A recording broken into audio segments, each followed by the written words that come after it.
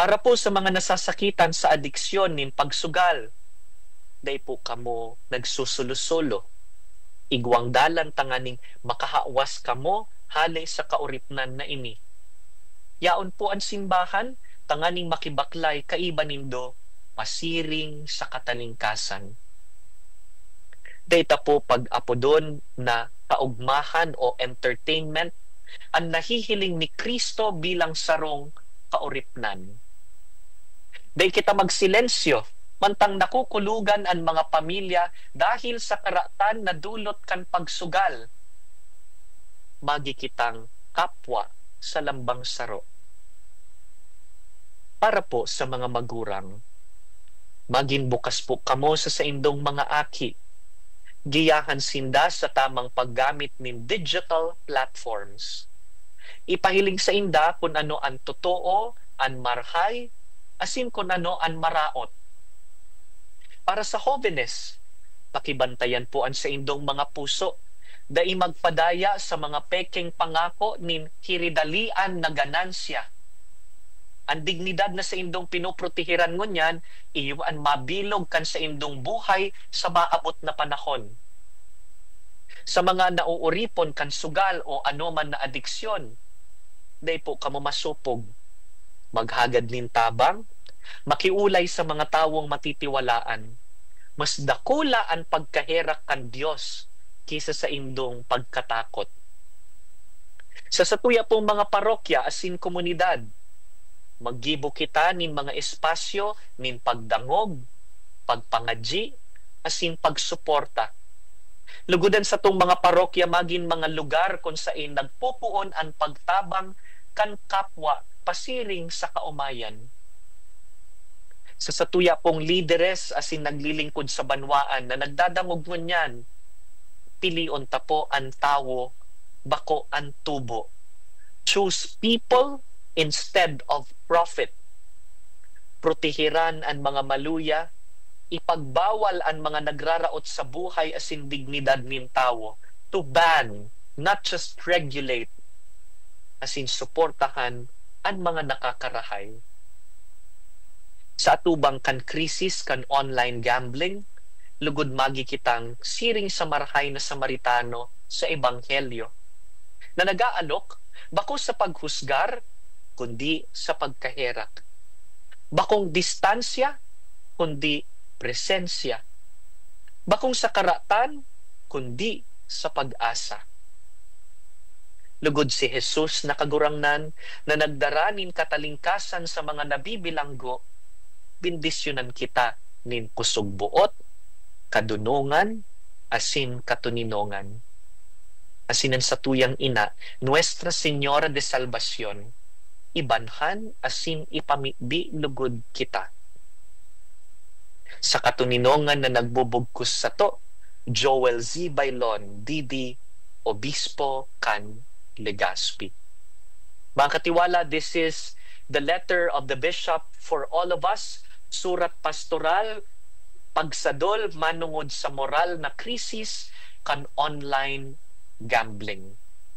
Kung kay puan po nindo nin kopya ka ini, yaon po ini sa Facebook page kan Diocese of Legazpi, asin kan Radyo Veritas Legazpi. It is rather short, just 2 pages. Pwede po nindong pag-urup-urupan, gamiton po sa indong conversations, gamiton sa mga formasyon na itatao sa satuyang mga parokya, asin mga komunidad.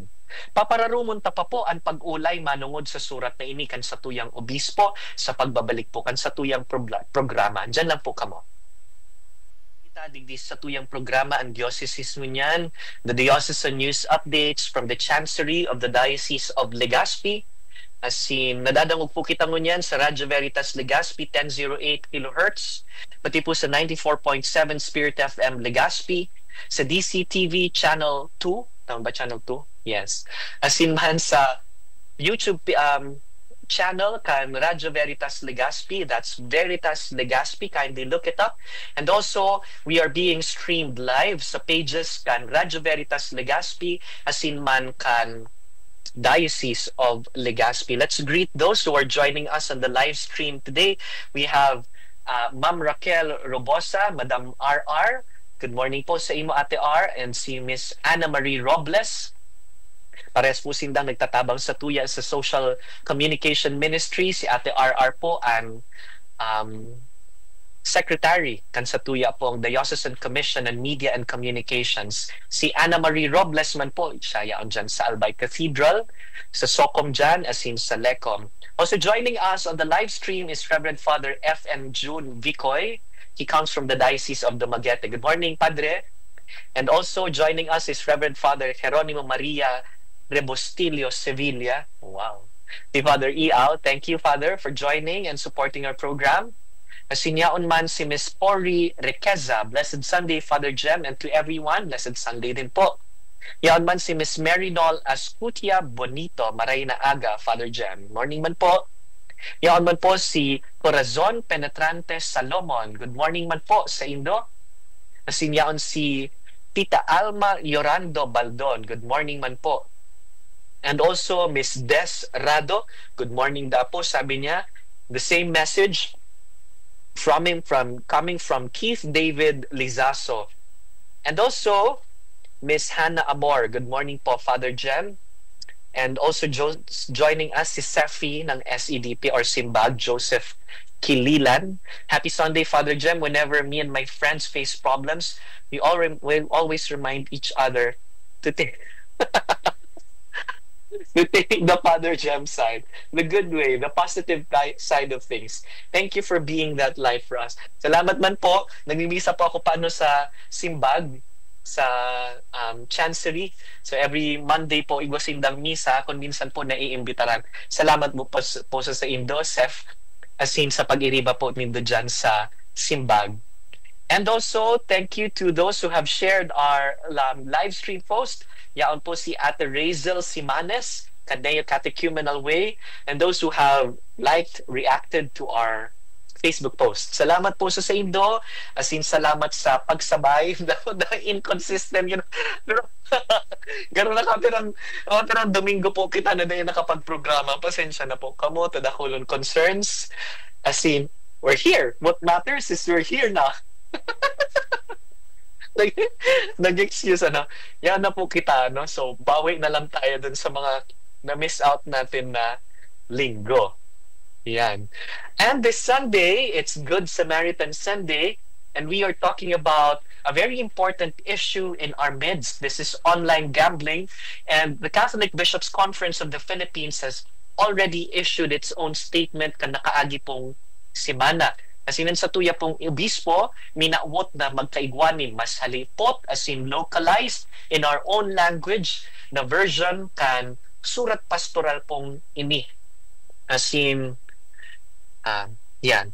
As in, kung buot po nindo nin kopya kay ni, you will please find it on the Facebook page of Diocese of Legazpi. It's rather short, just 2 pages. Pwede po nindong basahon nin sararuan sa ng Turukawan. And if you want the longer version, we also uploaded it on the Facebook page of the diocese. Yan po digdi sa Puro. So you will find the English version, Bicol version, duman po sa Puro. Yaon po an statement kan CBCP. So don't think nakalabaon po siya with a lot of pages.